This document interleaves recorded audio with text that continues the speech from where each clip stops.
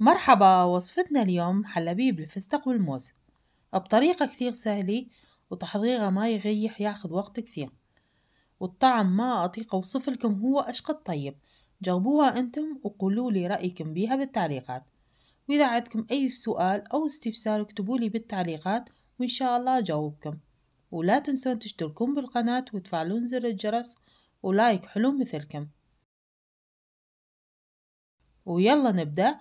ريح نحتاج معلقتين كبار نشا، نضيف عليهم نص كوب شكر وثلاث أكواب حليب سائل.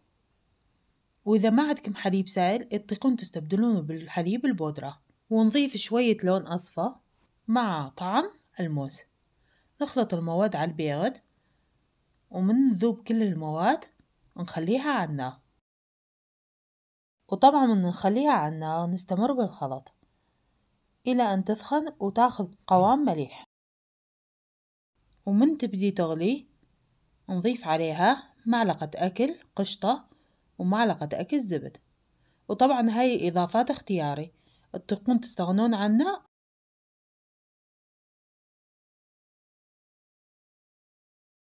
ومن تغلي وتاخذ هذا القوام نبدي نوزعها بكاسات، وغيح نوزع المحلبي إلى نص الكاسة بهاي الطريقة.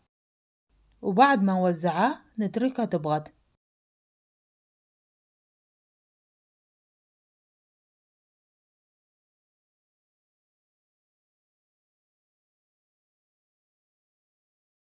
طبعا أي نوع بسكت تطيقون تستخدمون. غيح نكسر البسكت بهاي الطريقة بالإيد قطع خشني.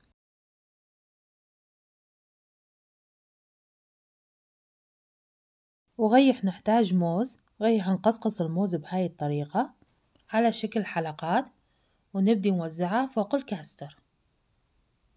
وبعد ما نوزع الموز غيح نوزع البسكت اللي حضرناه مسبقا. طبعا طريقة التزيين حسب رغبتكم.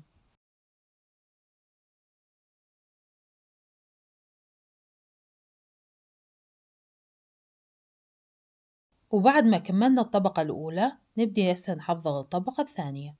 طبعا غيح نحتاج معلقتين كبار نشا ونص كوب شكر، ونضيف عليها 3 أكواب حليب سائل. ومثل ما قلتلكم تطيقون تستبدلوها بالحليب الطوز. وغيح نضيف لون. طبعا غيح نضيف اللون الأخضر، وطبعا ضفتوا طعم الفستق. بالنسبة للأطعام والألوان متوفرة دائما عند العطار وموجودة بالأسواق والمولات. بعد ما ضفنا كل المواد نخلط المواد على البارد، وبعدين نخليها على النار ونستمر بالخلط إلى أن تغلي.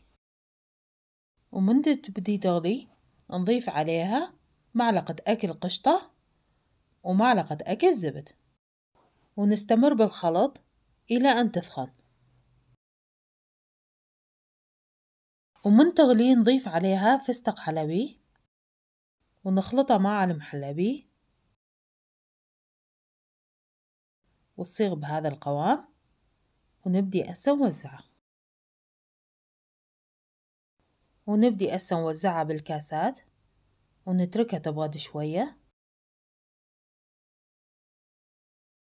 ونزين الوجه بالفستق الحلبي، ونخليها بالثلاجة فد ساعتين حتى تبرد، ونقدمها بيغدي. وألف عافية على قلبكم. وإذا عجبتكم الوصفة أو جربتمها اكتبولي رأيكم بيها بالتعليقات.